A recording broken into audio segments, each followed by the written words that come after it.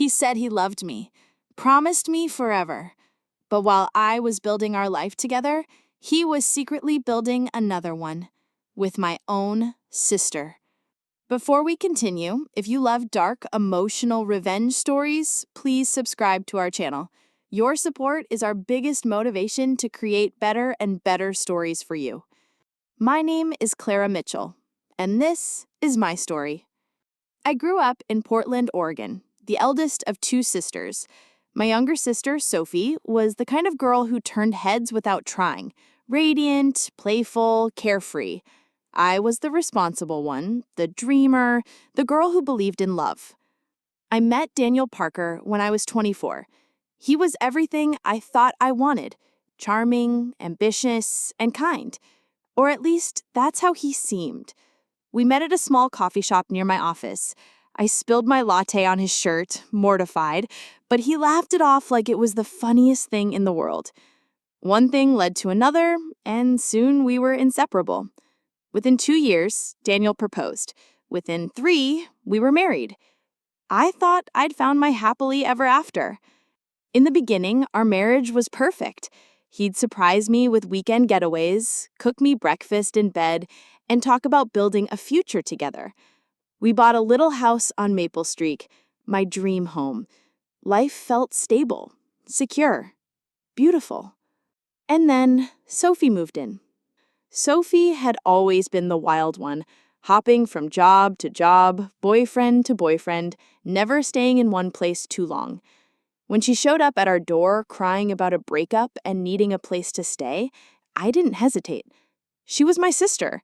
Of course she could stay. Daniel agreed immediately, insisting it was just temporary. At first, everything seemed fine. Sophie helped around the house, got along well with Daniel, and even started looking for jobs nearby. But slowly, subtle things began to shift. I'd walk into the living room late at night and find them laughing together. Inside jokes I didn't understand. Whispers that stopped when I entered the room. I brushed it off. I trusted them both. I had no reason not to. Or so I thought. It started with a late-night phone call. Daniel's phone buzzed on the nightstand while he was in the shower. I glanced at the screen, expecting to see a work contact, but it was Sophie. At 2:17 a.m. My stomach twisted, but I told myself there had to be an explanation. Maybe she couldn't sleep. Maybe she needed advice. I didn't confront them. I wish I had. Weeks later, Daniel started coming home late, claiming he was working overtime. Sophie, conveniently, always seemed to be out with friends on those nights too. And then one Sunday morning, I caught them.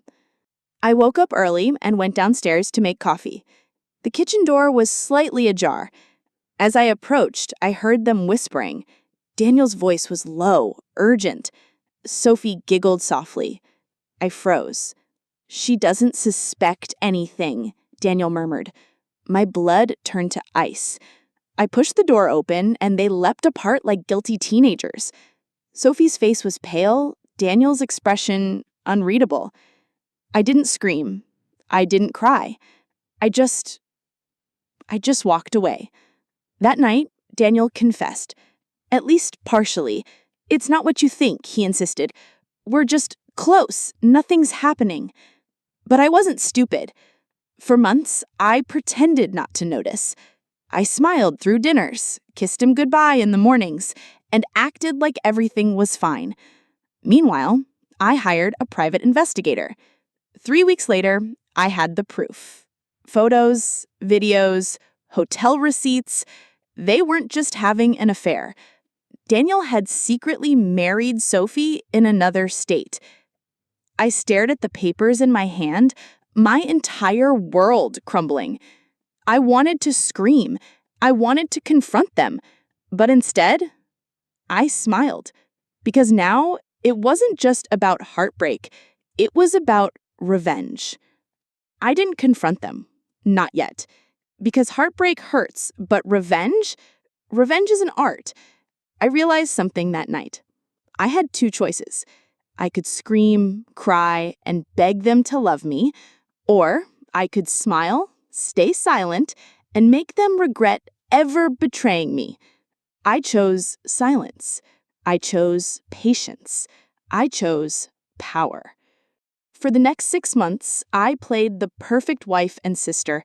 I laughed at their jokes, cooked their favorite meals, and pretended I didn't know about the secret marriage certificate locked in my drawer. But behind the scenes, I was preparing for war. The first thing I did was secure my freedom, without alerting Daniel. Quietly, I met with a lawyer and learned something shocking. Daniel had added my name to every major asset we owned: our house, joint savings, even his investment portfolio. Why? Because he trusted me completely. Irony has never tasted sweeter. I secretly moved half of our liquid assets into an account under my name only. At the same time, I started buying small stakes in Daniel's company, just enough to stay under the radar. Money wasn't enough. I wanted control. I threw myself into my career, accepting a promotion at my marketing firm and working insane hours. Within a year, I was managing multi-million-dollar clients and growing my own influence. Daniel thought my work obsession was just a coping mechanism. Sophie teased me about being a career girl. I smiled at them both, knowing they had no idea I was building the very empire I'd use to destroy them. A year later, I uncovered something explosive.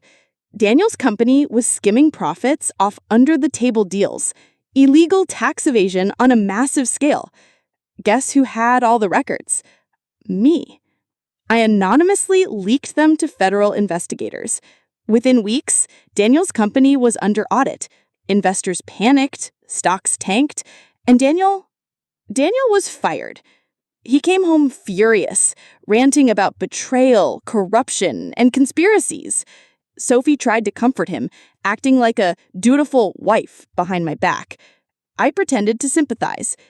Inside, I was laughing. One night, Sophie cornered me in the kitchen.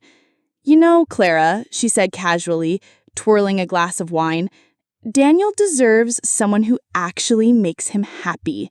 Her smirk burned into my memory. "Oh, don't worry," I replied softly, leaning closer. "He'll be very happy soon." She didn't understand the warning. Not yet.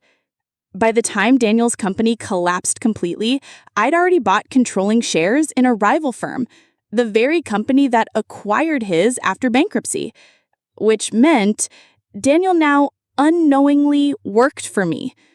When I walked into the boardroom for the first time, his face turned white. "Clara?" he whispered.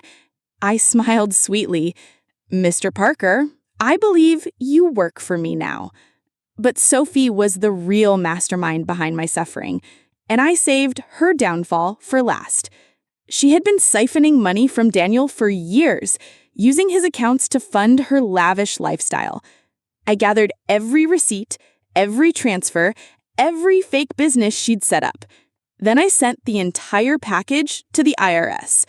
Within weeks, Sophie was drowning in debt, lawsuits piling up from every direction. Her perfect life crumbled like wet sand. One rainy night, Sophie showed up at my penthouse. "Clara, please," she sobbed. "We made mistakes, I know, but we're family. Help us, please." I stared at her. The sister who betrayed me, the woman who stole my husband, the person who shattered my life. "You stopped being my family the day you married my husband," I said coldly. She sank to her knees, trembling. "You ruined me," she whispered. I leaned down, my voice barely a whisper. "No, Sophie, you ruined yourself. I just helped." And I shut the door in her face. Today, I own 3 companies, a penthouse overlooking the city, and a heart free of bitterness. Daniel is unemployed, broke, and living in a 1-bedroom apartment. Sophie works double shifts at a diner to pay off her debts. And me? I'm finally free. Because sometimes revenge isn't loud. Sometimes it isn't messy. Sometimes revenge is simply taking everything they thought was theirs and leaving them with nothing.